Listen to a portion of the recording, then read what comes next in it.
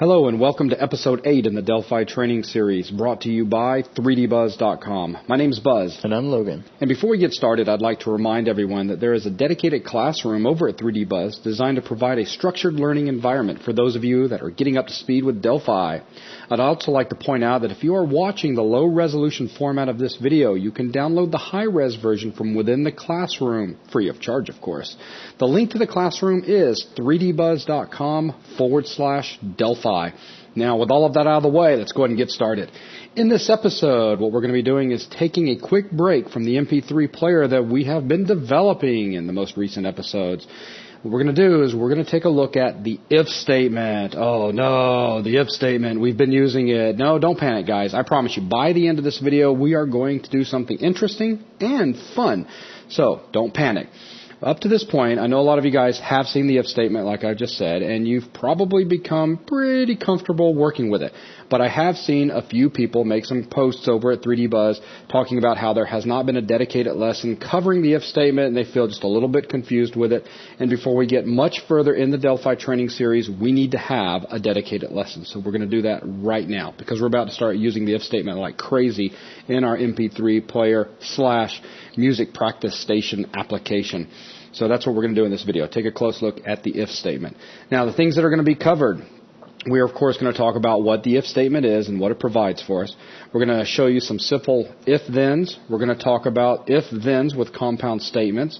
We're going to take a look at simple if-then-elses with and without compound statements.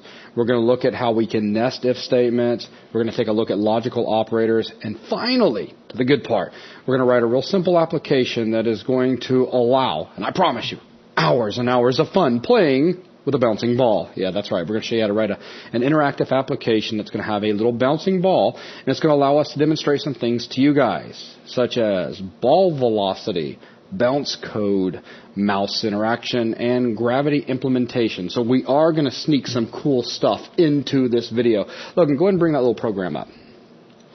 That's a very simple application. Looks pretty boring, doesn't it? Yeah, but watch what you can do.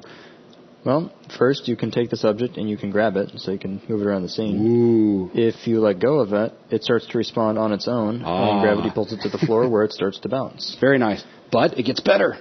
If you look up here, we've got a mouse velocity. So we're actually recording and calculating how fast the mouse is moving. And you can use that to impart velocity onto the ball and effectively throw it around the screen. To give it a real gentle. There you go, real gentle. Notice how you got gravity working with it, and it just kind of dampens down until it's just sitting there. Very nice. This is cool too. You got to show resizing the form. Yeah, it's left active, so every time you change the form size, it'll continue bouncing and falling. Very nice. And you got to show the slingshot thing. Well, since the velocity stays active no matter where the mouse is, even outside of the form, you can take the ball and kind of shove it into the corner and slingshot it away. That's good stuff. Love it.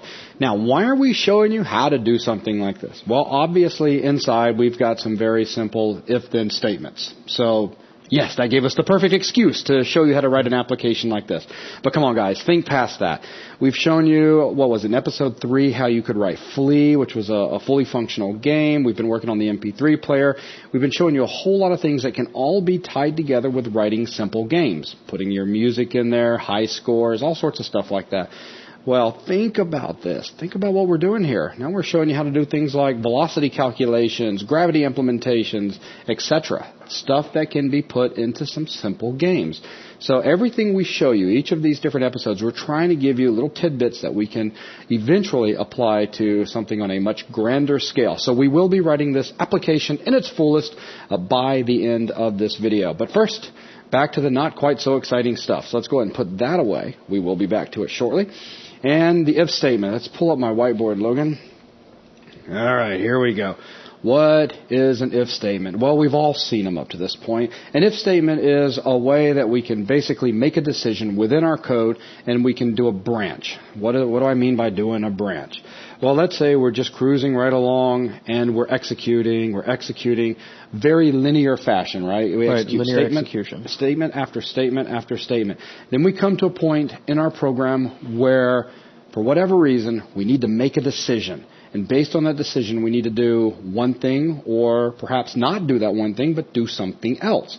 So that is where an if statement comes into play. So we could say we've executed along and now we've come to an area where we need to make a decision. And based on the outcome of the decision, the outcome is only going to be one of two ways. It's either going to be true or it's going to be false. And then we use that to our advantage. If it's true, we can start executing different things down here. Now check this out. If it's false, we could tell it to simply skip all of that stuff and jump down here and continue executing. Okay, that is one, I don't want to say one type of if, but basically ifs come in two flavors in a way. It's one possibility. It's one possibility with an if. You can do an if then, or you can do an if then else. This is number one. Number two is the if then else, which, let's go ahead and erase a little section right here. The if then else, what that's going to do is instead of doing these things if the outcome was false, we can have it do these things. So it's going to do one set of things or another set of things. So there we go. Just throw that all in there. So that kind of gives you an idea. And we're going to take a look at all of this here. We're going to start really simple and start building it up. But the key thing to understand about the if-then statement is that it is a way for us to branch, and that is what we're doing right here. We're rather going straight or we're branching off and doing code over here. It's a way for us to branch in our code. So with that, we're going to start real simple. Logan, if you want to jump over real quick into Delphi, and let's just do a real simple console application. So here's our console app, and there we go. Right, let's see. Start out, again, guys, we're going to keep this really simple. So let's create a variable. We'll call it A. So we could have A, and you want that as a number, maybe an integer? Yeah, let's just do an integer. All right. Now, how does that work? Like if I wanted to compare integers and strings, they have to be of the same type for the most part, don't they? That's a good point. If you go back to the types lesson, you see we have lots of different stuff we can use, and there's certain rules in what can and cannot be compared, because sometimes two different types can be compared if they're numbers and the way they're being compared is close enough and it makes sense. Right. And sometimes it doesn't make sense when you have a number compared with a text string, which is a lot of characters that don't have a numeric value. Exactly. So at that point, it's like, huh? No, I don't think so. So in this case, of course, what we're going to be doing is a bunch of just comparisons with integers, just to make the point of how the if statement works. Now, we have set up, ooh, that's kind of scary looking. We have set up the variable A, okay? Now, with A, I can do things like take A and colon equals 5. And what does that do? Well, we all know now that it creates a variable called A. And so this is the place in memory, and it puts the number 5 in it. Now, I can use an if-then to compare this against something else, some other number, and make a decision based on that. Well, how does that work? Well, that's going to get us into first the simple syntax of the if statement, which is if some sort of expression,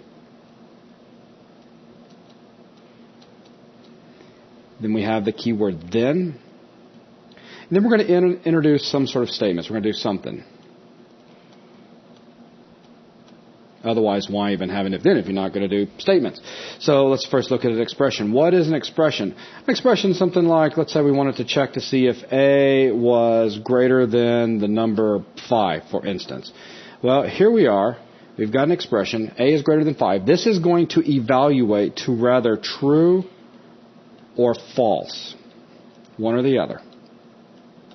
Because that is how the whole if statement works in the end, is it's based off of a Boolean expression. Is it true? We're going to do this. If it's false, we can do that if we have an else in there. Okay, so with that, though, you're going to need to understand that there are a few operators that we need to be aware of. Because in doing this expression, notice right here, I've got this guy, right? So this puts us in an interesting situation where we need to know that we can do an equality test. We can do a not equals test. We can do a greater than, less than, greater than or equal to, and less than or equal to. Guys need to become familiar with these because you're going to be using these a lot in your if statements. So if I wanted to, in this case, I did a check to see if A was greater than 5. Let's say I've wanted to check to see if A was perhaps equal to 5, I would simply do a equal sign. And this might take a little bit of getting used to for some of you guys coming from the world of C, where you're used to putting equals equals to do an equality test. So Now what we want to do is a simple test. We now understand that we've got an expression and then we have statements. So we could say that we're cruising right along and we said A : equals 5.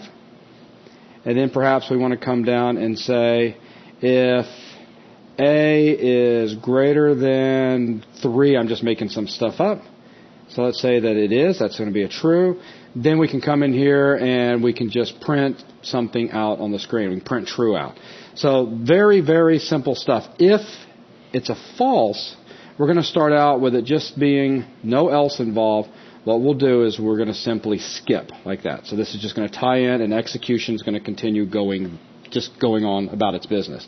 That means that this section right here, that's right out to the screen, the word true, is only going to occur if this if statement right here evaluates to true. Make sense, Logan? Right. If we have a true condition, we'll execute an extra statement. Right. Otherwise, we'll skip that extra statement. Exactly. So let's go ahead and jump over into Delphi and take all that crazy writing I just did and see if we can make it make sense. So we'll start out with it's simple. Let's do an assignment. We got in a variable. Let's stick something in it. So we'll put 5 in it. Now let's just say something like if A is greater than, what did I put over there? 3, I think, in the example. So if A is greater than 3, then. So we've got 2 key words then. If and then. That's required for the whole if statement to work. And we have the expression A greater than 3 in between the two. And now those get evaluated when this line gets hit and we get a true or a false back. Now we're going to perform a single statement. So let's go ahead and jump down to the next line. We don't have to do this on the next line, but it makes your code easier to understand, easier for someone else to come along and read if you kind of keep this stuff structured. Watch how Logan's going to indent it now. So we can kind of see that this indented part belongs to this if-then statement. Let's go ahead and write out the word true or anything like that. Okay. Now let's go ahead and jump down another line. And let's do another right line. Notice how Logan unindented it. So it's jumped back out there lined up with the if statement itself. And he's going to put this will always execute.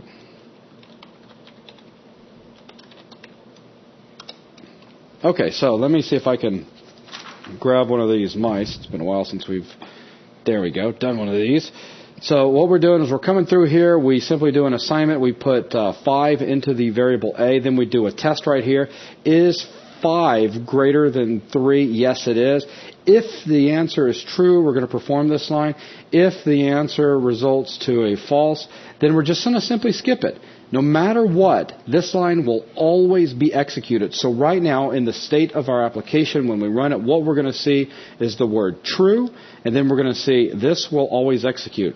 But it's going to happen so fast if we don't have a write line in there that we're not going to see it at all. So we'll throw, or a read line, We'll throw a read line in. Now let's go ahead and run it and make sure we see those 2 lines printed. And there they are. True. This will always execute. Fantastic. Now let's go ahead and close that. All right, now let's just simply change where we're assigning a 5. Let's make it a 2 or something. Now let's think about what happens before we run it.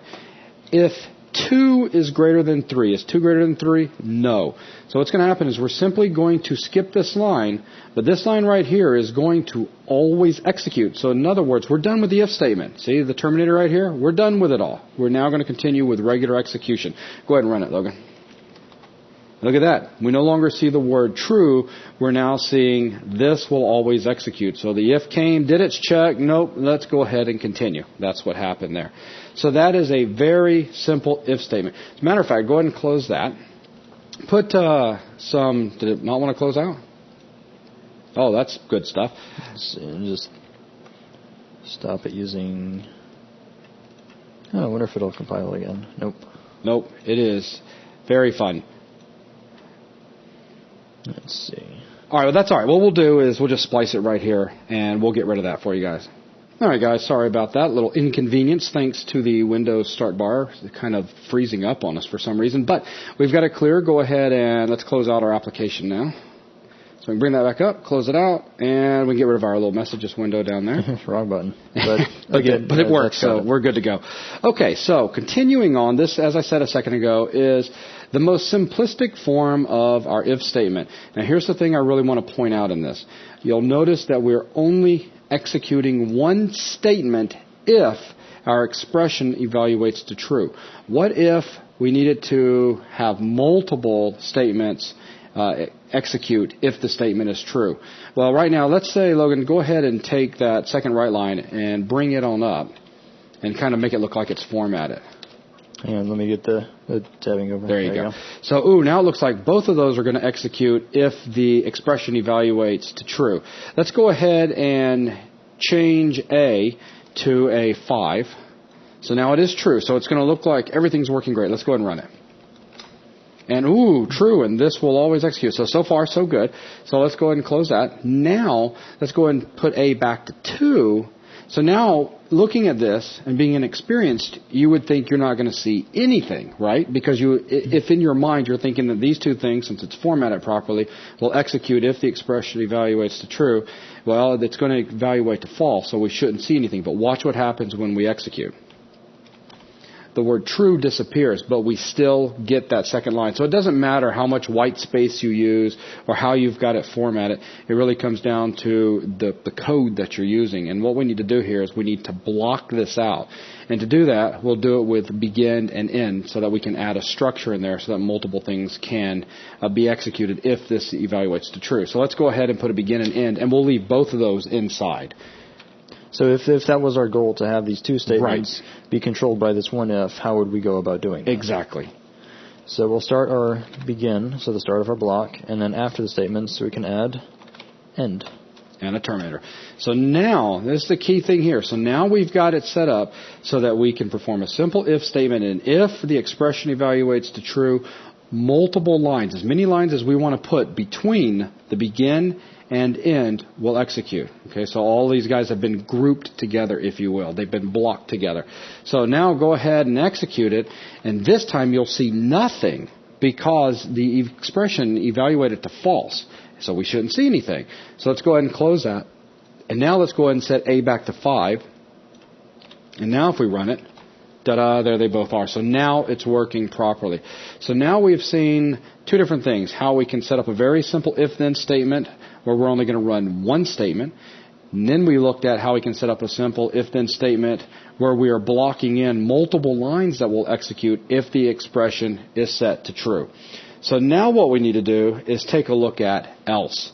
And this is, if we jump back over to the whiteboard real quick, this is where I was talking about earlier, where we're coming along and we do a check, and if the answer is true, we're going to continue executing stuff. I'm just going to real quick drawing here.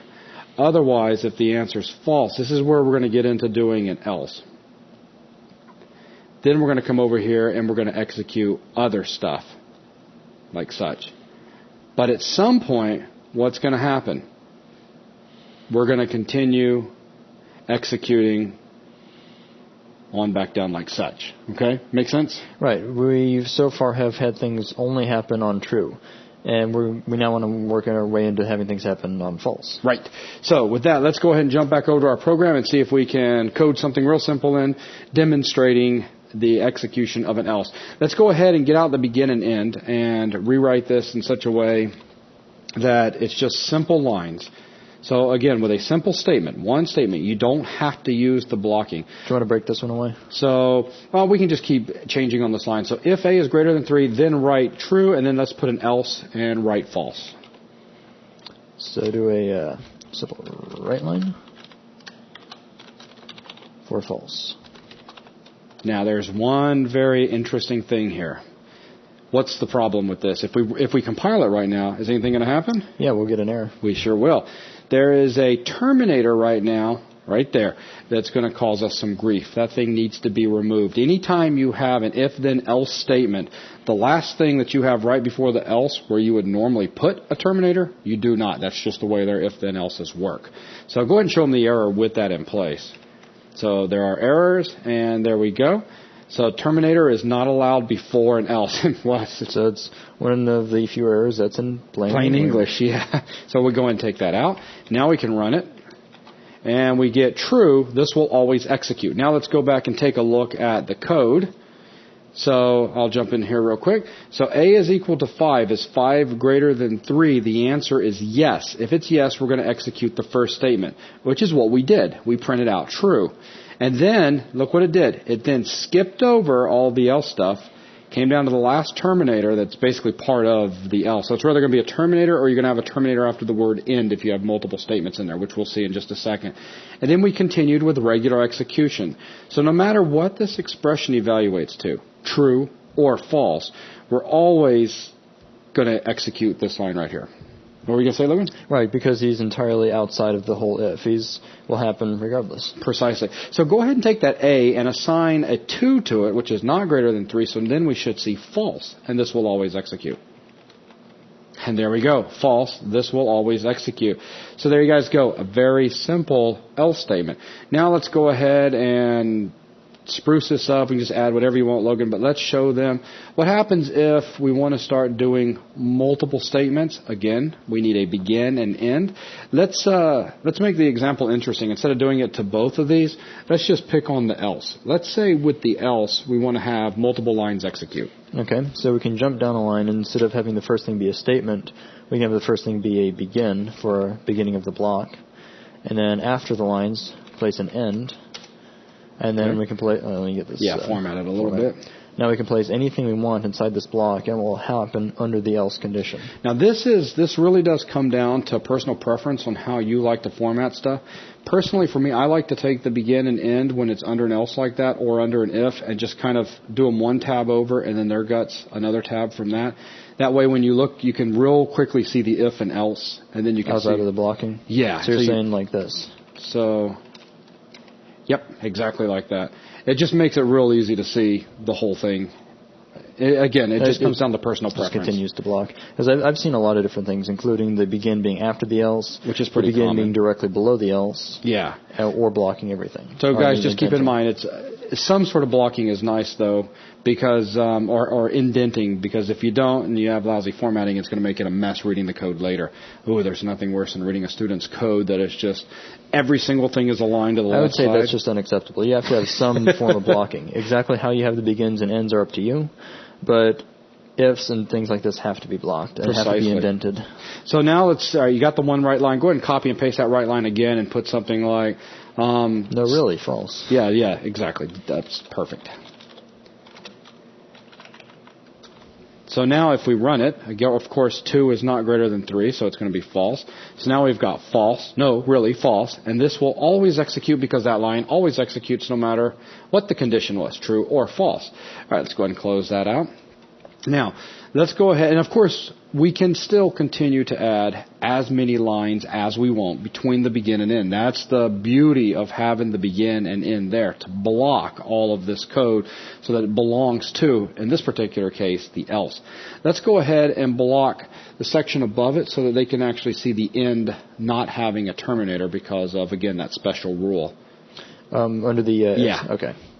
So if we want to block this in, we can, again, jump down a line, tab over, put our begin, tab the statements over, and put an end in place. And notice how when Delphi throws an end in for you, it's always awesome about putting the semicolon in there as well. You always get the terminator. But look how Delphi was intelligent enough not to put the terminator in this time because, again, what did I tell you? That last word that comes right before else, you do not have a terminator there. So if you use the begin and end blocking keywords here, remember the end does not have a terminator. Now, notice we have only one word there, or one statement. Right line, true. We don't have a terminator there at the moment. That will cause an error because that is not the last line right before the else. So now we actually have, let me grab a mouse real quick, we actually have right here and right here without terminators. This requires a terminator right here. So let's go ahead and try compiling it just to show them that we will indeed have a problem. Well, I think because it's the last statement within a block, it's going to let us slide through.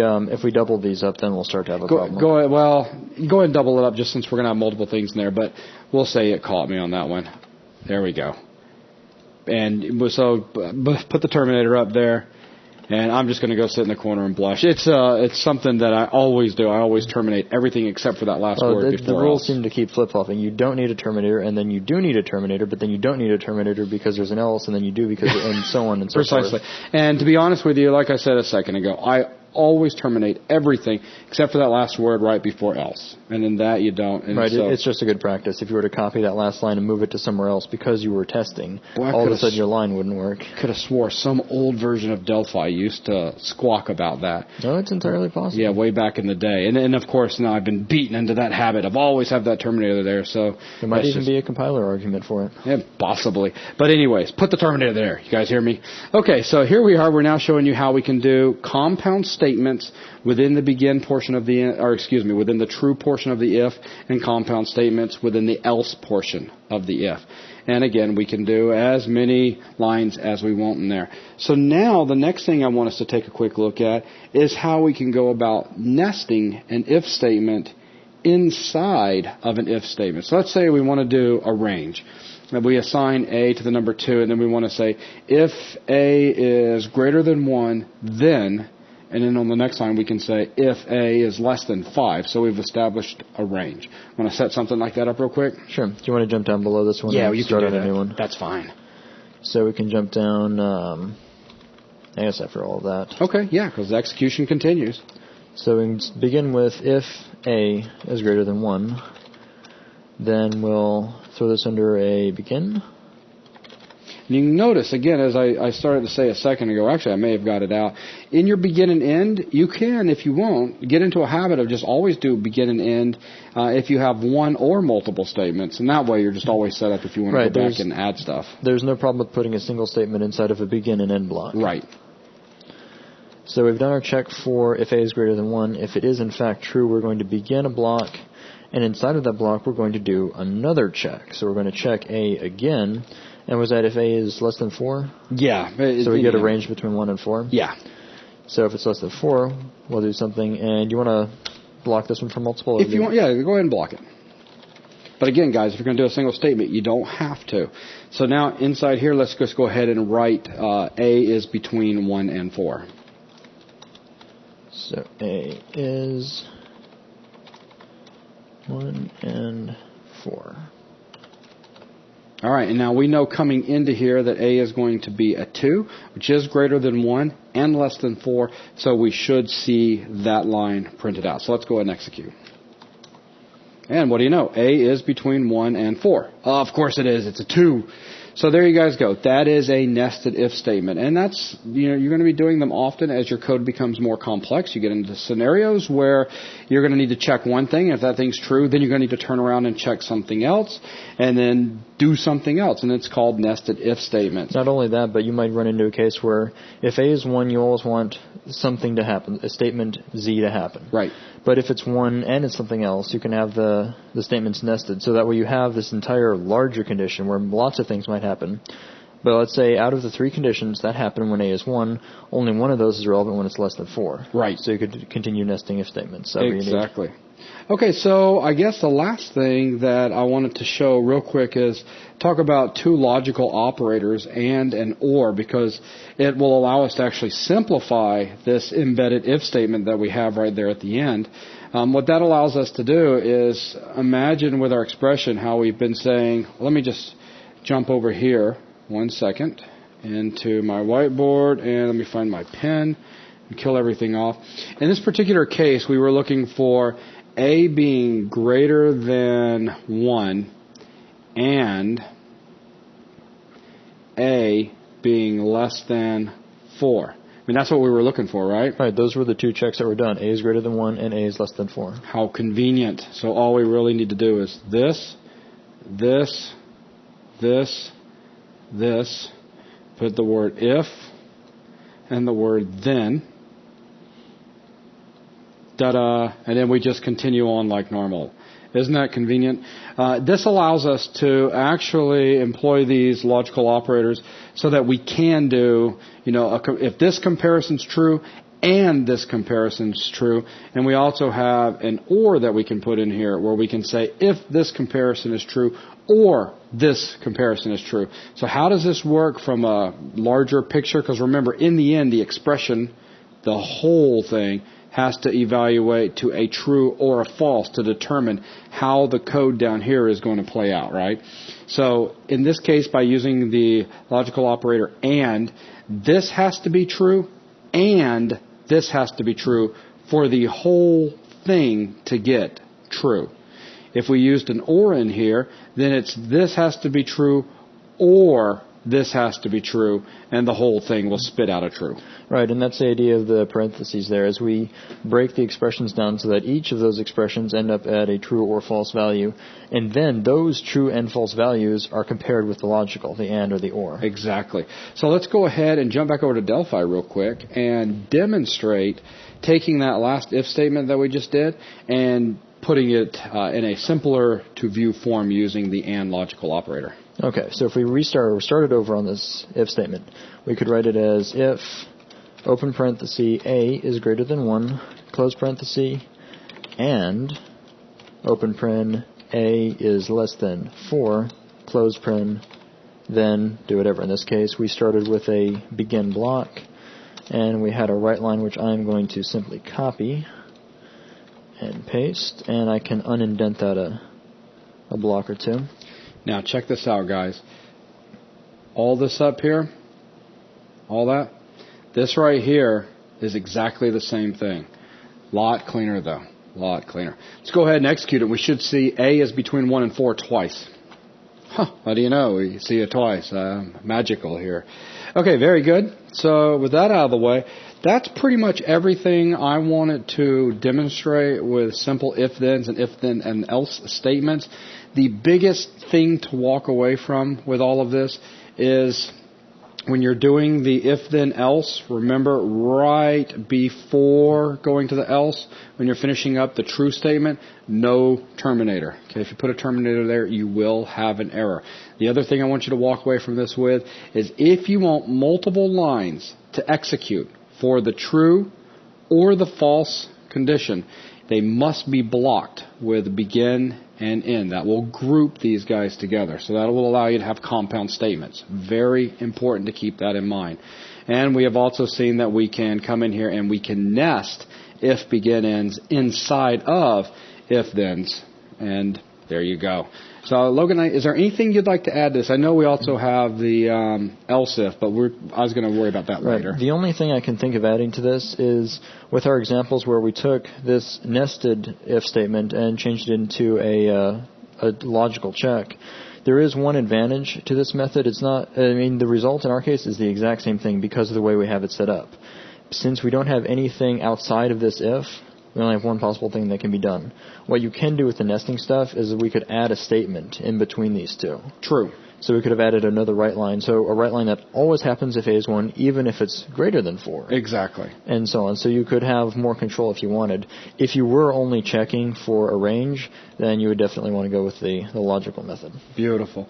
Okay, that is everything that we wanted to show you guys for the if-then and if-then-else statements. So now, let's write a program. All right, let's do it. Get on to some fun stuff. We're done with these tests. I'm going to close them all out. Okay. And we're going to begin a new program. And this one will be a VCL Forms app this time around. Okay. So here we've got our simple form, and we need to start adding all of our elements. So again, this is going to be the bouncing ball example that we were showing earlier. So the first thing we'll need is the bouncing ball visual component of the bouncing ball, which in our case is going to be a shape. And let me kind of just throw a couple things out there while Logan puts up a shape. First of all, no 3D real bouncing balls. We're not worried about rendering at the moment, so if you get flickering and stuff like that, that's not the focus of this lesson. The focus is, of course, just the if statement. Now we're getting a little bit fancier and employing just a couple if statements in a more complex application. But I do want to point out that we could, of course, write the whole rendering engine way different than we're doing here, so that it's flicker free. We could handle the looping the way we're going to do it in just a second. We're going to use a timer.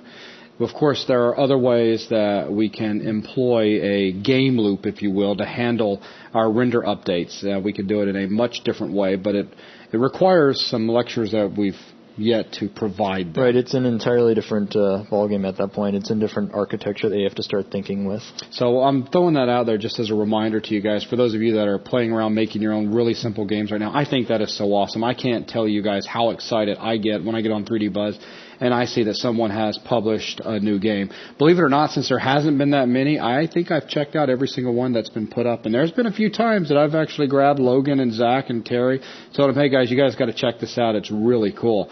So I do see those games. But in this particular case, now we're starting to get a little bit more fancy with the things we're doing. I just want to point out that we're not quite to the point yet where we're showing you how to really go about game rendering. We're still keeping things at a very simplistic level, both for the rendering and, of course, for the game loop itself by, in our case, just using a timer.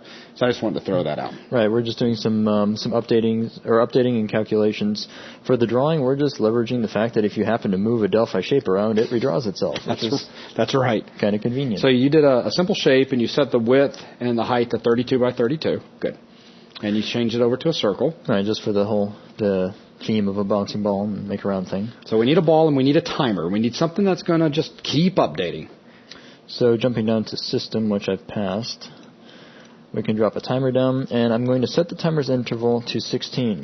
I'm setting it to 16 because that will give us roughly 60 updates a second, which will be nice and smooth. Let's want to throw that label up there real quick just to show them, because we can run it. Because, I mean, this timer is active now, so if we build, we'll have a running timer. And to look at that, what I mean by the 60 updates a second, we could drop down a label up at the very top, a line like so. And we can have it set up so that when since we can't change the timer live, I'm just going to have it calculate this on app load instead of at every timer interval, because that would just be unnecessary. Yeah. So if we jump into the forms create, we can run this calculation for the label. What Logan just said, for anybody who didn't follow him, is there's no reason every single time that timer fires for us to update this caption, because we are not planning on changing the interval of the timer while the application is running. We're setting it right here at the beginning, as we've already done. And so when the form is created, as you can see in the form create event that he's putting in right now, basically when it starts up, we're just going to populate this information, and it's going to stay there because the timer, again, is not changing. But look how he's doing this. He's, let's go ahead and hit home real quick for me. He's starting out by saying label1.caption. Of course, you guys know, make sure you name your objects. We're just kind of being quick here. So label1.caption equals, and he's using the format function where he then can come in there and provide a string. So here we got update / per second. So how many updates per second? And you'll notice he's providing it a %.1f. Ooh, what is that, Logan? Well, if we had given it just %f, we're telling it to format a float for us. Mm-hmm. But that float would probably default to 2 decimal places in its display, and I only wanted 1 decimal place, so I specified that with .1. Okay.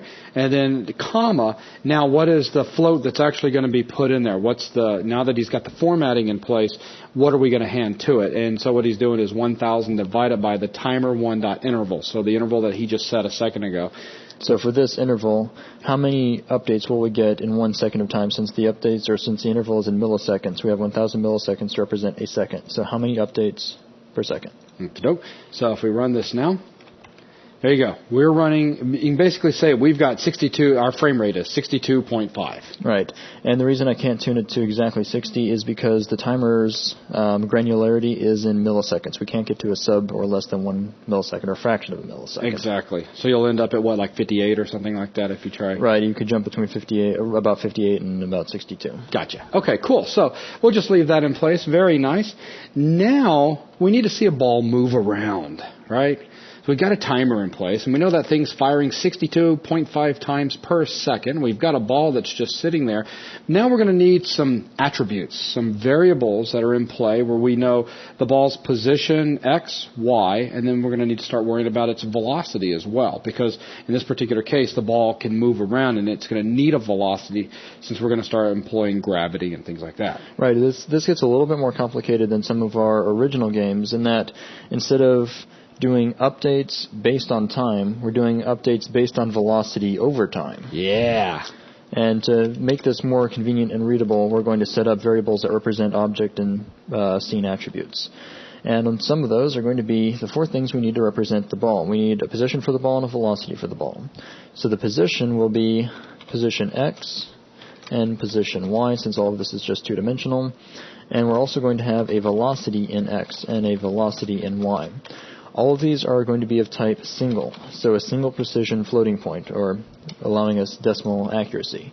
Not an incredible amount of accuracy. I didn't go for a double. And why not? This is easy. Tell them. Well, this is very simple. I mean, we could probably get away with 1/10 of a pixel per update. The whole reason I'm doing a float, though, is so that the ball can move less than a pixel in an update. If we did everything with integer, which might seem to make sense since everything in the form is an integer. Right. The problem is we could have the ball moving so slow that it doesn't actually manage to move a pixel.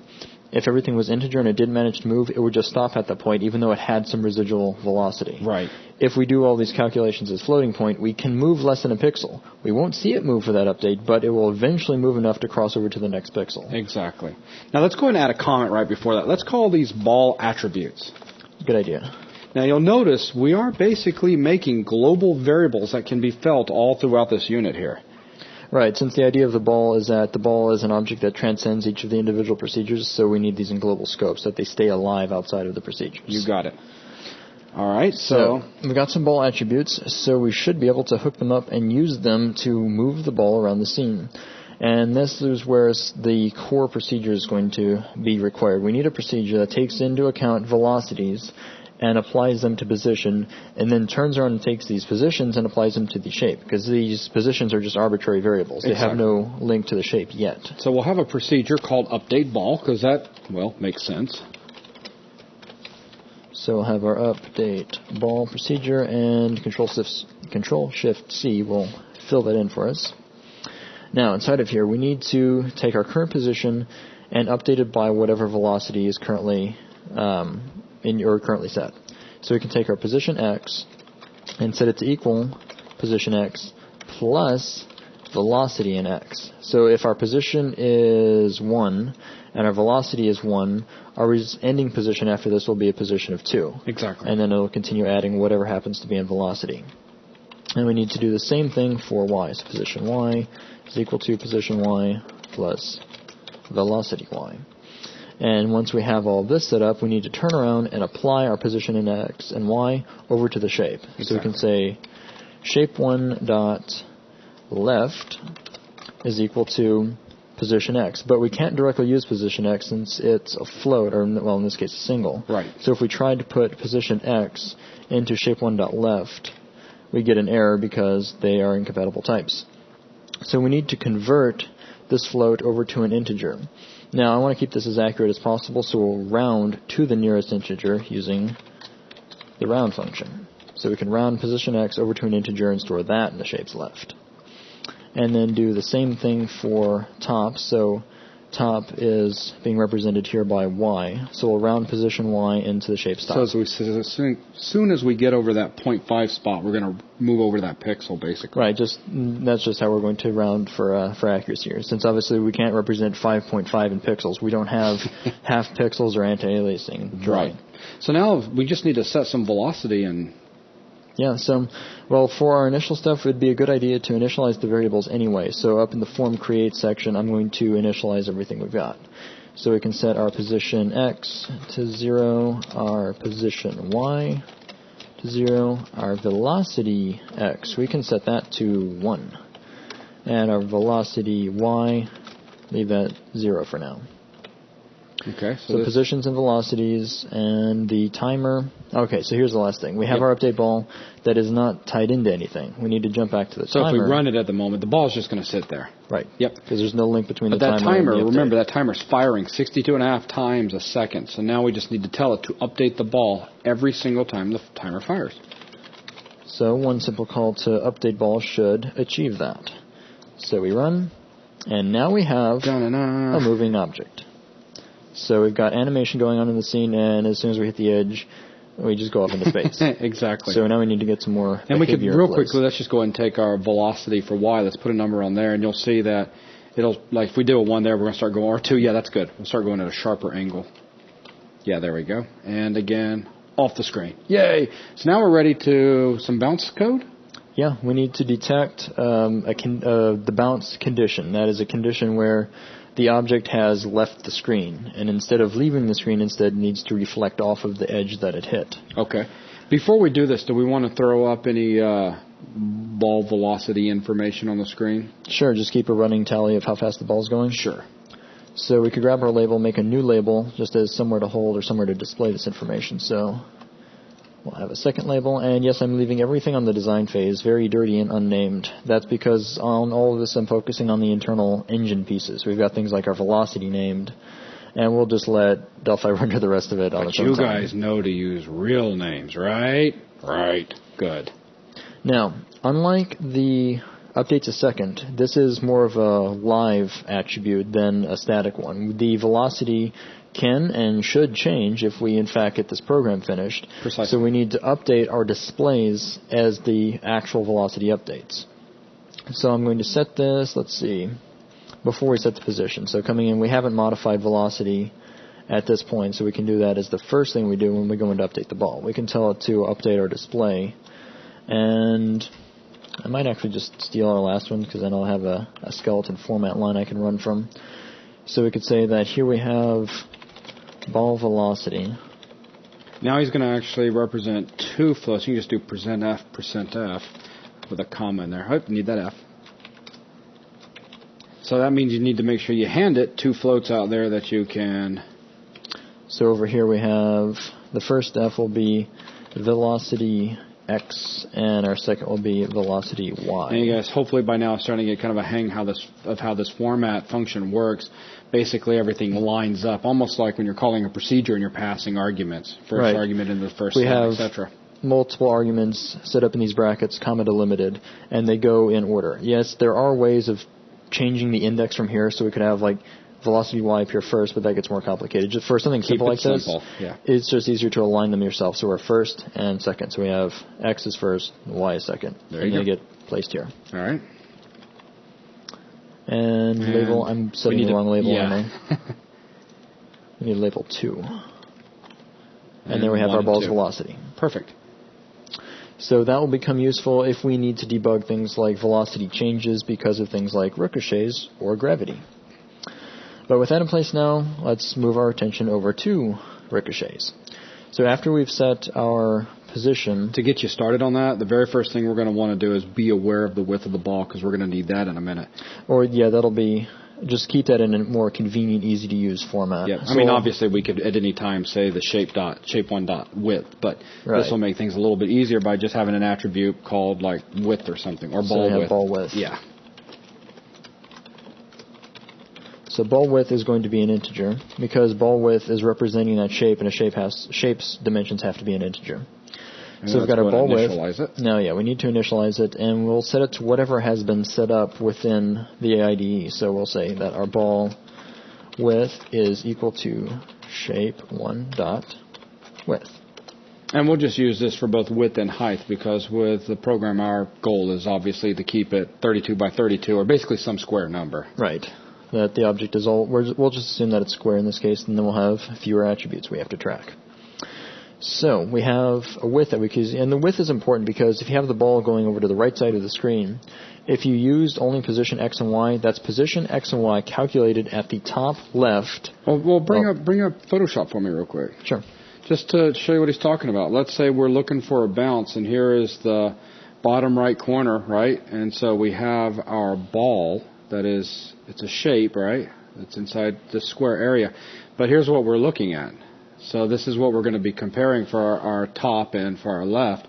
And obviously, when the ball starts to hit the side over here, we wouldn't really know that it hit, right? Because we're looking right here. If we didn't take into account the width of the ball. So we need to take into account for the width when we're looking for this side of the screen over here, so that we know when we do indeed have contact. Otherwise, it would look like the ball slips off the edge of the screen and then rebounds. Yeah, once this dot right here, once the whole thing, basically picture this box sliding all the way over so that it is right here.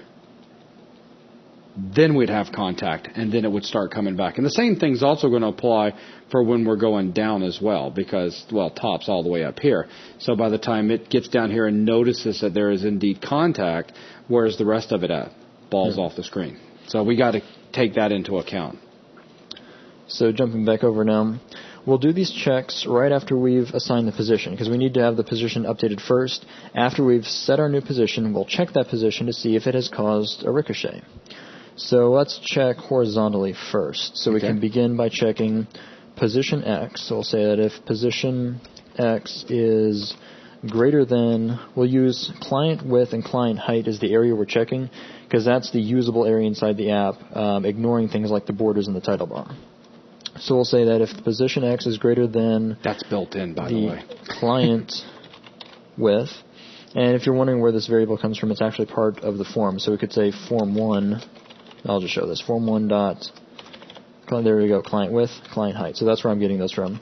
The reason I can use them is they're in scope right now. We're looking at a procedure belonging to form1. So I can just use it without having to specify form1. Of course, you could still type out form1 dot. I mean, that's... Right, it wouldn't cause a problem. Right. So if the position is greater than the client width, but this left alone will cause that problem we've just drawn on the whiteboard. The ball goes off the screen and then comes back. So we have to take into account ball width. So we will subtract ball width from the client height, thereby giving our offset so that we bounce from the right side of the ball instead of the left side. So if we have in fact ricocheted, then we need to begin and do something to reflect the ricochet, change our direction, and whatever else we need to do. So I'll jump down, I'll start at begin, and we'll let it fill in an end as well. So inside of this begin, what do we need to do? Well, if it is greater than, that actually means it's a little bit off the screen. It went 1 pixel past. So we need to reset it. Otherwise, if you catch the update just right or your computer's slow, you'll actually see it disappear for just a second. Yeah, let me update what I just said. You could be 1 pixel past. You could be several pixels past, depending on the velocity from the last update. So this way, what Logan's about to do is he's going to forcefully reset it so that it doesn't look like it goes off the screen. Yeah, this will simply snap us back to the edge we need to be on. So we can say that our position X is equal to the client width with the offset in place. So this will snap it to the right side edge in X. Right. Now, we need to have a ricochet takes place, and we're going to describe a ricochet by reversing the velocity. So if we have positive velocity in X, then this condition will probably occur eventually. And once this occurs, we need to start going the other way. So we can simply reverse X, and that will reverse the direction of the ball and look like a bounce. So I could say velocity X is equal to negative velocity X. It really is that simple, guys. So to test this, I could just go and change the velocity so that X hits first and we don't have the ball going off the screen so fast. And watch the ball. Ooh. And a bounce. Very nice. And now we have 3 other directions to account for. Yep. So that takes care of that. Now, we can do this staged as an else here because we're never going to have a case where the ball will be off the right side of the screen and off the left side of the screen at the same time. If you do, I'm sure there's some quantum mechanics people that would like to talk to you. So, in this case, we need to start an else. Notice how he just killed that Terminator out. All right, so we don't have any compiling problems. And then we'll begin. As a matter of fact, I'll just copy this because it's the same idea. Though we need to, inside of this block, we probably need to do a check because we don't want to always bounce off the other side. So I know you didn't cover if else, but I'm going to put an else after. Well, it's really simple, I mean. So else, if, and then I can more or less just copy this. I think you guys can figure out the else if. Da-da, there it is. So now we're on the other side, though. So we're not greater than the client width. We're less than, and we're not less than the client width. We're actually just less than 0 because 0 is the left side. That's right. So if our position has gone less than 0, we're off the left side of the window. And we need to reverse our velocity, so that can be left alone. But our position needs to be set to 0 to snap us back to that edge. So now I don't think I've terminated something, probably this end. That would be a good candidate for problems. And there we go. Bounce, good. Bounce, very good. And off the screen. Nice. So we can take this entire assembly we've put together with if statements, copy the entire thing, paste it in place, and adjust it for vertical checks. Mixed up for a second. And we can do that by more or less changing every occurrence of X to Y and every occurrence of width to height. So I guess we'll just take a second to go through and change all of these out. So position-wise, velocity-wise, position-wise, and so on. And then one last check for client height instead of width. This is where you would need to be careful if you decided to have an object that was not square. You'd want to make sure that you took into account the ball's height here. Right. If we had a ball height to represent a different height, then we'd need to do that. Otherwise, you get some funky results. A ball that would bounce without colliding or go through stuff. Right. So, unless I'm missing a variable, that should work. It looks So good to we'll do me. a check. Got our bounce. Second bounce. Bounce off the bottom, and I'll let it play out and we can check the top. And there we go. Very nice. So we have four-side bouncing on the object, and it'll just continue at its current velocity for the rest of eternity. And you'll notice if Logan sides. resizes the form, since it is indeed taking into account the space, the client space, both width and height, that, oh, how convenient was that? That's cool. That it works as Logan is indeed updating the size of the form. Very cool. So really not all that much of a stretch. It's almost exactly like the if statement lesson with a little bit of nesting, and we've got a ball that ricochets around a form. Now we can get a bit more complicated. We can throw the mouse in there. Let's get some interaction going. Yeah, the interaction is always fun. It's the basis of games. Well, I promised hours of fun and play with the ball, so we need interaction. I mean, this could be hours of fun for your cat because it's not realizing that it's not catching the ball, but for it to be fun for a person to play, we need to put some interaction in, and we'll go with mouse interaction. So, what kind of interaction do we want? Well, just like the example program, we want to be able to pick up the ball and move it anywhere on the screen. Then we want to be able to release it, or, if we choose, throw it. Right. Now, the throwing is where the trick comes in. If we were just doing grab and release, that's very simple. 2 quick procedures and then stopping and restarting the ball. Mm-hmm. Easy. Now, what we want to do is we want the ability to throw it. Throwing means we have to impart velocity to it. And the velocity, to make it look like a throw, has to be based on how fast the mouse is going. So we're going to have to look at where the mouse is at and calculate its velocity. Right. We don't have mouse velocity just presented to us. We have mouse position. So we're going to have to turn position over time into a velocity value. So we need some new attributes. We need some new attributes, and we'll need a new procedure. So let's put the attributes down. Let's start recording some mouse attributes. So mouse attributes go here. We're going to want things like last mouse X and last mouse Y, because we need to know where they were the last update. Right, this is going to be the basis of our speed calculation. Right. We'll take a look at where the mouse is right now and where the mouse was last time we checked it. The distance between the two will be our velocity. You got it. And let's see, both of these are integers. Yeah. Now we'll need our mouse velocity X and mouse velocity Y. It's mouseville X, mouseville Y. And we'll store those as integers as well.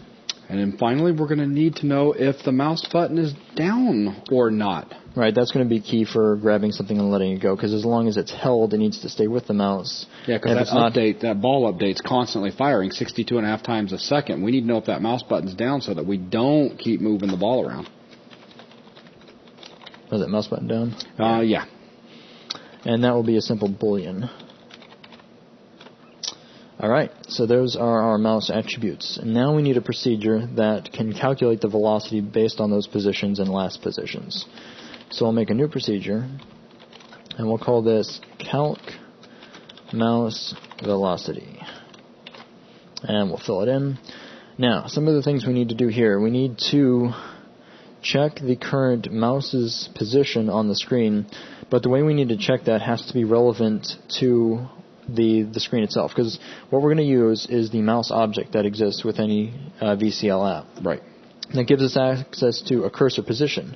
That cursor position is in screen space, meaning 0, 0 is up in the top left corner of the screen, and then you have the bottom left based on however you have your resolution. He's not talking set. about of your application. So this is going to the screen. Yeah, and we need to be able to calculate from within the screen itself. Because, I mean, we could technically do the velocity based on the entire screen, but we wouldn't be able to do dragging, because we drag the ball here, and we'd see the ball move with that much of an offset. Right. So we need to store some properties, some local variables in here, so that we can keep a track on exactly what we're doing. Okay. And I'm just sifting through stuff here to get a set. What we need to track inside of what we need to track locally is our current mouse X and mouse Y. And the reason I'm setting those as our own variables instead of using the mouse one is, again, we're going to calculate an offset based on a different origin. And if we had to do that calculation over and over again, it'd be cumbersome. So we have a mouse X and a mouse Y that we're going to set here, both integers. And yeah, that's right. And now we need to set those and get that offset. So what we're going to be... Go ahead and actually throw the comment in there. Compensate for window origin versus screen origin. I'm going to have Logan watch the comments in this area here just in case this gets a little bit technical for some of you guys. So for window origin versus screen origin. All right, so let's go ahead and throw it in real quick. So we've got let's set our mouse X first. And that will be equal to mouse. Remember the mouse object. Inside of that we have cursor position as a point. And inside that point we can access elements like X and Y. So X for mouse X. Now again, here is our screen-based origin. Now we need to offset that based on the actual client. And before we were using things like client height and client width. Well, we have something else we can use. We have client origin. And if I'll spell this out in a long form, but then I'm going to shorten it down to just the variable. Now, when he's talking about the client origin, he's actually talking about our application now. Right. So form1 dot. Okay, it's not wanting to give. Let's do self dot. I don't know if self is going to work because well, hang. Let me do a minus here first. See, it was still taking this as all into account. One part thing. So self or form1 dot. We have here client origin. So that gives us our offset for how far the client origin is offset from the screen. Okay. So and then, of course, we need to go inside that and grab the dot X. Because, again, that's a point, and we're calculating like so. So if we take our mouse position... And again, you'll notice you just ripped the form 1 out. Again, it's because we're within the procedure T form 1 we have. And in the scope it's redundant. Yep. So, confused yet? I know I am. But anyway, we'll copy that line, throw Y in, and now we'll have both X and Y. So we have mouse X as you can think of as a local, not only to the procedure, but a mouse position within the form. Let me simplify this. He's just calculating the offset, so we don't have a big offset between the ball and your mouse. Right, because otherwise it just wouldn't make sense. You'd have to move your mouse outside of the application into imaginary space and move the ball around. Okay. So we've got our mouse X and our mouse Y. Now, let's say, do we need... Okay, yeah, we need to calculate some stuff. I was looking too far ahead. We need to calculate how much the mouse has moved because we have a current position, and earlier we had set up to have a last position, and any difference between those two is going to be our velocity. Okay. So we can set up our... You're going to do last or you're going to do velocity? So we need to do last first. So just go ahead and tell the last mouse X is currently... Right, it won't make sense unless we have that first. Right, so you have to. Of our last mouse X... Just so you guys know what was happening there, Logan wanted to jump ahead for velocity. I saw where those eyes went. So it's just going to set it to mouse X at the moment. It'll make more sense in a second, but go ahead and just set it. Mouse velocity. Yeah, I mean, I'll get this set. I'll put a comment here for saying... set velocity. Difference calc here. Okay. You guys will see. This will make sense in a second to y'all and to Logan. So just go ahead and set mouse X. And then same thing for Y. So our mouse Y, like so. So now we can do some work between the two lines that he has above and the two lines he just did there, where he's got the comment difference calc here, because in there we're going to have as a matter of fact, if you don't mind, let me grab a mouse real quick.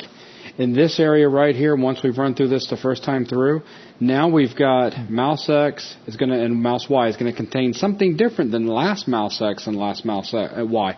This contains our new mouse X and Y, while this is holding our last, and now we can do some calculations with that to come up with velocity and all. Right. The comment was left, though, because the order in which this is done is very important. Between these lines is the only case where mouse X and last mouse can be different. That's right. Anywhere else, like if we had put something below it, we have just set them to be equal, so it didn't matter if there was a difference. It would have been nullified by that point. Exactly. So now it's really simple. If we wanted to calculate the velocity X and velocity Y, all we do is just take mouse X and subtract the last mouse X, and now we've got our mouse velocity for X. So we can set our mouse, again, these are the attributes we had set before. So we're working on mouse velocity X.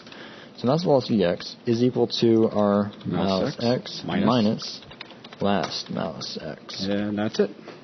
And then we can copy that line, and that gives us our Y velocity as well. And there we go. So we have our velocities in place. Now we can go ahead and show our mouse velocity so we can make sure that it's actually working. We can test it real quick. See, I'll probably need another label to do will. that. So duplicate one of these labels and move it about like so. So this is label 3. And it will have a caption of some formatted text. So format. I could copy it, but it's too far away now. That's great. So I've got this a is our scroll. mouse Velocity, and that is 2 floats, %f and %f. Or is it going to be integers? No, it's going to be integers. Oh, right. Okay, just used to. Maybe I should have looked somewhere else. So instead of %f, %d, representing integer, and then we're good. So and then we just need to give it mouse velocity x, mouse velocity y. Finish off all the format stuff, and then inside of here we have mouse velocity x and mouse velocity y. So now the cool thing is we can actually test this out and just make sure that we actually see that caption updating showing mouse velocity. Though I don't think we need to call that, of course. So if I jump down to the timer, we'll calculate the mouse velocity before we update the ball, since velocity is going to have bearing on the ball position. So, compile, run, and as I move the mouse around, you can see these numbers changing. So, looking at x first, move to the right, positive numbers.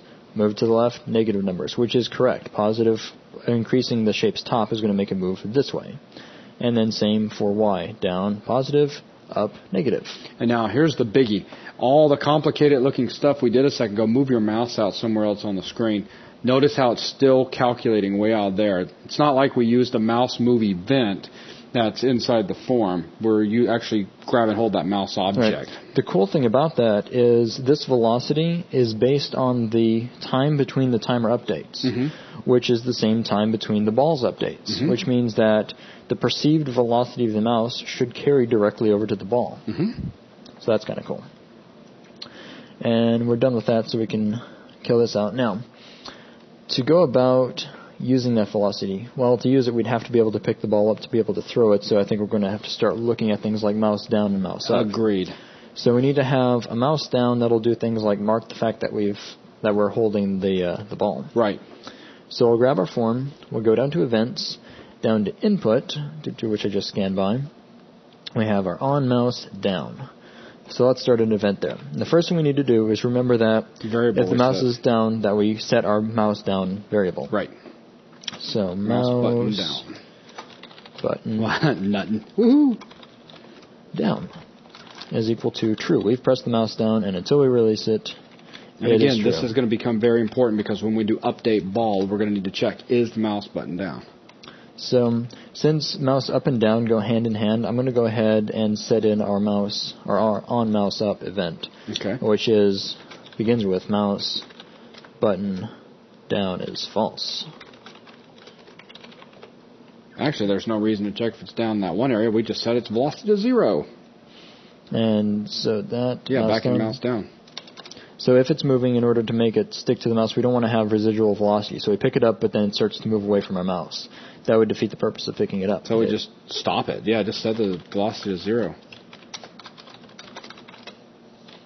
So we stop the ball, and now if we compile here, that should stop the ball, but nothing happens. We're not dragging it. Right.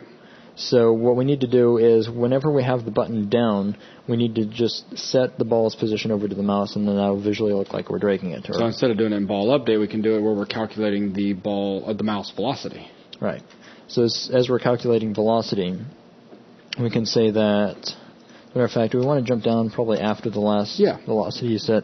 Yeah, we can just simply say that if the mouse button's down, then we set position X and Y to whatever the mouse is, basically. So we'll start at begin, as we need to do two different statements for the velocity. And we'll say that our position, because if we set exactly, position X is equal to wherever our mouse X is, and we have that nice conveniently calculated and offset value that we work so hard for.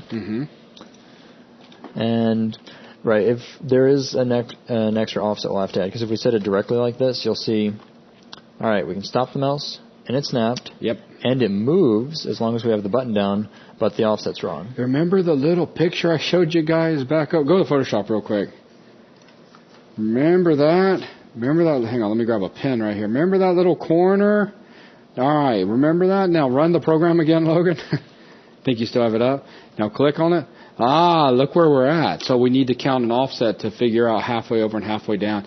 Think all the way back to the days of Flea. We had to do that in Flea too. Exactly. When you clicked and drug around. So it's just going to take the shape's width and divide it by 2 and the shape's height and divide it by 2.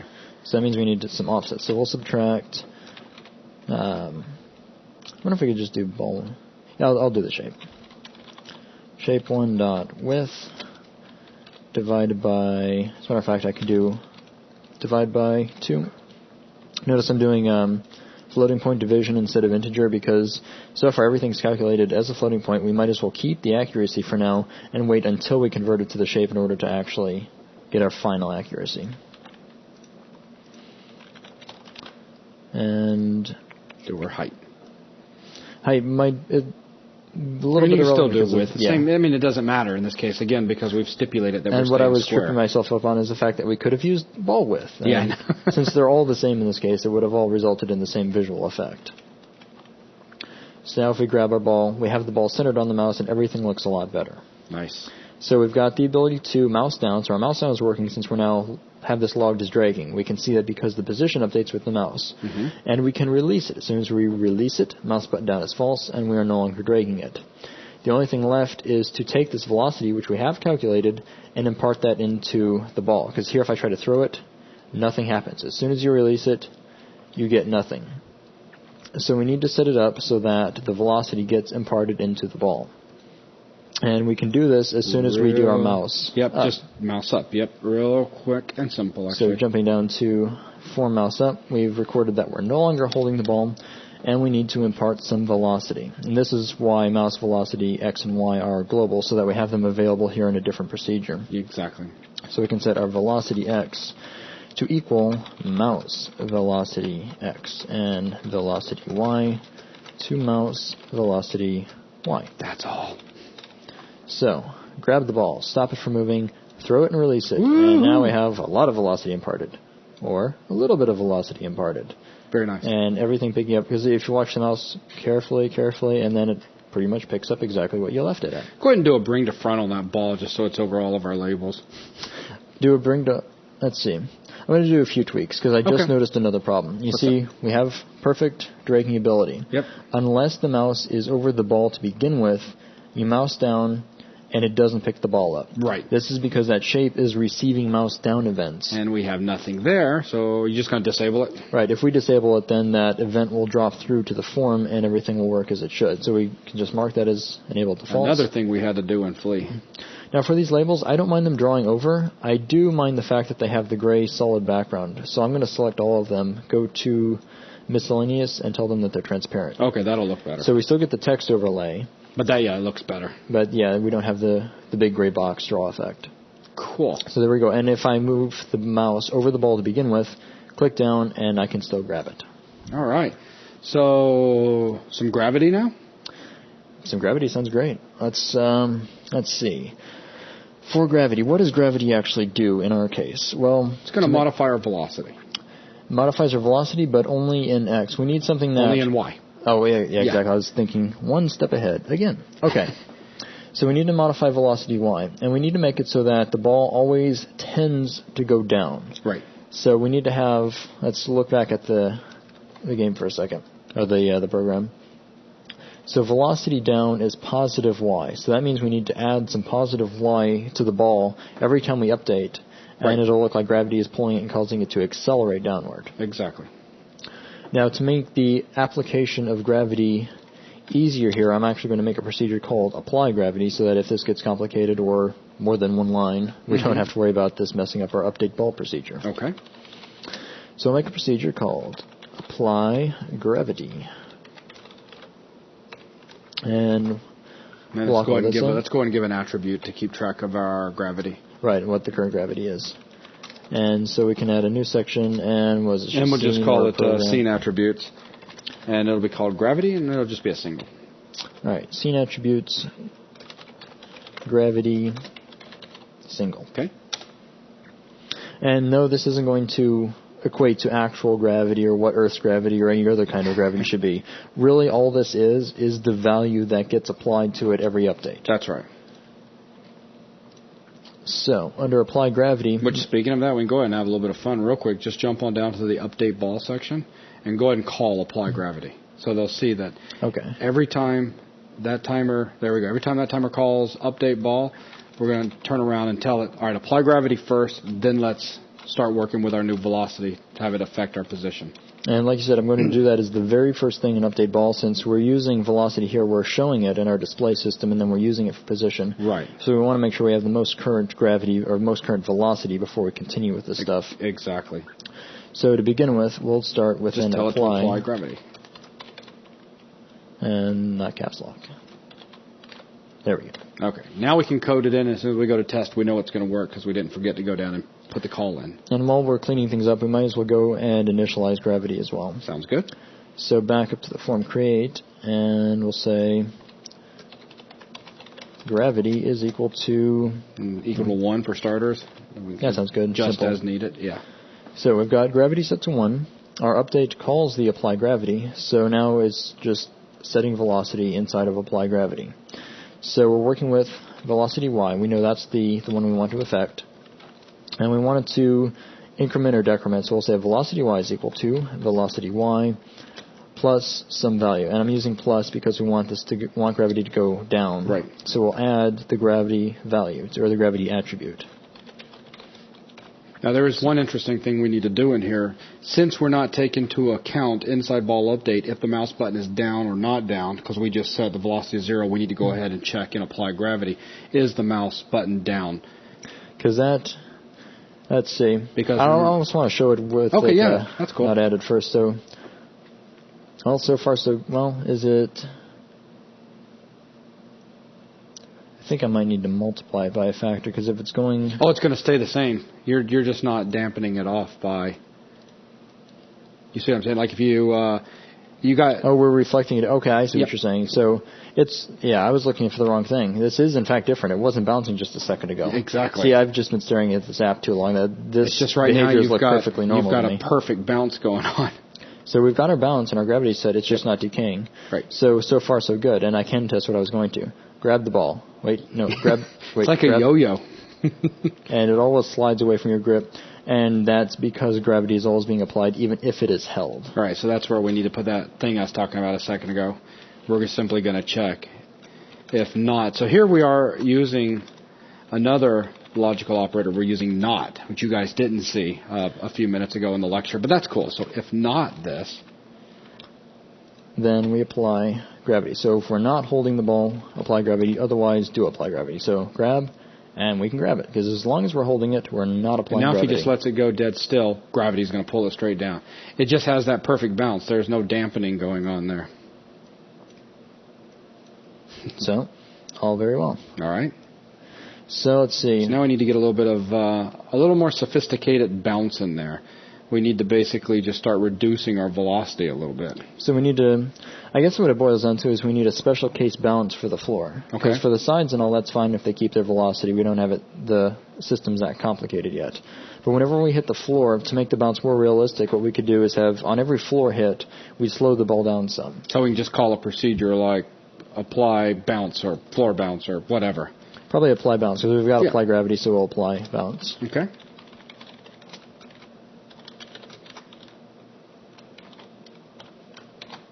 And we'll block this in. And now, apply bounce. We need to go and, let's see, we need to bleed off velocity every bounce. So when the ball is going down in Y and it hits the floor, it comes back up. We want it to come back up with less velocity. So let's see. Another thing I think I need to do is, since we have a customized bounce, if we go back to the update procedure for a second, down in the Y, if the Y is greater than the client height part. So the first part of the position Y check, we're just reversing the velocity, but we're keeping the actual magnitude the same. Right. So that's not going to work here since we're about to do almost the same thing in apply bounce. So I'm going to take this out and instead call the apply bounce from here. So apply bounce. So you notice he's only worried about if it hits the floor. If it hits the ceiling, we don't care. Right. I mean, we could maybe change it around so that it applies to all, but for now the floor will work. Yeah. So it's almost like an apply special bounce or apply floor bounce. So back in apply bounce, we do need it to reverse, but instead of being -1, it needs to be times something less than 1, so we bleed off some magnitude. Exactly. So we can set our velocity y to equal velocity y times negative something. Yeah. And in this case, 0.09 will give us... so minus 0.9 should... So every bounce is going to be a little less. It's going to lose energy, basically. And with that, let's see. Do I need to slow down x? Looking at it. Yeah, we might as well. We'll reverse y because y has just bounced. So reverse and bleed off some speed. From velocity x, we can take and simply slow it down in x. So every time it hits the floor... You don't have to, but I mean, this is going to give us a much more natural looking feel by taking x and slowing it down a little bit. Right, otherwise it'll look like it has no friction. Yeah, because it'll be able to go forever. So times 0.9. You could probably, once we get this finished, play around with it and have this negative as well so that it ricochets the wrong way off the floor, kind of like backspin. Right. That'd be cool. But alright, so we've got our velocity slowing down, and if we run it, we should be able to see this actually getting applied. So there's our bounce, slower, lower, lower, lower. Now there is no end condition set, so it'll just sit there and slide. Let's see, what's our velocities? Right now it's 0.53. Which might be getting back into the whole subpixel thing. Yeah. Now, if we wanted to set up a case to where it stopped sooner, or we had a very controlled case where we can say exactly when it stops, we can do an if, check the velocities, and decide how slow means stopped, and then just go ahead and stop the ball. Right. So we'll begin an if and say that if the velocity x, now here we'll have to do something interesting to that as well, with the, or rather velocity y. So if we're checking velocity y, we need to see how slow the ball is going. Now, we can't check for an absolute value because it goes +1 and -1 would be the same thing, the same speed. It's a different direction, but the same overall speed. We need to take the absolute of that. Right. So that way, a +2, say, and a -2 is still a velocity of 2. Right. So let's say the absolute velocity in y, and if that drops below 1, then we need to stop the ball. So I'll do a begin and we're going to set our velocity x and y both to 0. And we're setting x here as well because if we don't, the ball can slide. So it's like it tries to stop, but it slides instead. So we'll stop the ball completely by setting both velocity x and velocity y to 0. Okay. So now, watching for a stop, and... stopped. And you can confirm this by looking at the ball's velocity up top. Oh, it's still got a 1 on there. I'm not sure if that's just because of last update or what. I was noticing that actually in the demo version. As soon as we grab it, it gets stopped. Gotcha. Okay, well, it's just, I guess, the last update on that thing. But it is indeed working. You can see it stopped and the ball velocity is not changing. So cool. So that, let's see. You guys can fix that. All right, I'm trying to think, is there anything else we need to add now that we've got bounce in place? Because we've got gravity and specialized bounce. Let's see. No, I think that's it. I think that's everything we set out to do at the beginning. Now we could do weird stuff like this. On a special floor bounce, have X reverse. Woo, woo. So it's like this heavy backspin on the ball. All right, go ahead and set it back positive, run it again, play with it for a second, and I'll wrap things up. And, of course, you still have the ability to grab and throw. So go ahead and throw around, and there you go. The only thing I think I will do in closing this up is I want to go and rearrange these procedures, because right now everything got created in a kind of haphazard, sometimes alphabetical order. And you're wanting form events together and custom procedures together. Group form events at the bottom. So we have things like apply bounce, apply gravity, that's fine. Calculate the mouse velocity, and I want all of that to go along with update ball. So I'm going to take the whole update ball procedure and move it to the section right below calculate velocity. Like so. So now we've got apply bounce, apply gravity, calculate mouse velocity, and update ball. And then after that we have our form create for initializing stuff. We have our mouse down, our mouse up, and our timer. All events, basically. Well, ladies and gentlemen, that's pretty much going to wrap up this video. The whole idea was to introduce you to the if statement, even though I know you've seen it before. As I said at the beginning of this lesson, we have never had a dedicated lesson covering the use of the if statement. Now we've looked at it. We looked at using the if-then statement with a single statement being executed if it was a true. We took a look at executing compound statements. We took a look at if-then-else and how to set that up. And then we took a look at and we took a look at or, and we even squeezed in a quick look at not. We also squeezed in a quick look at else if. Those we just kind of snuck in on you. Very, very easy to use. I mean, we've already demonstrated them now. And then we put together this simple application that's just fun to play with. Now, some of you guys get creative. Let me see some neat things posted over on 3D Buzz with where you've taken some of this code and made it a bit more interesting, because there's a lot of things you can do now. You guys now know how to do simple collision detection. You now know how to work with velocities and add things like gravity, and as Logan was showing you, a simulated backspin. Make some interesting stuff. Impress me. Show me that these videos are really being put to good use and that you guys are getting something out of it. I'm really excited to see what you guys can turn out. So that's going to wrap up this lesson on the if-then statement. The next lesson is probably going to cover some looping. We'll find out when it pops up, but I'm pretty sure it's going to be some looping.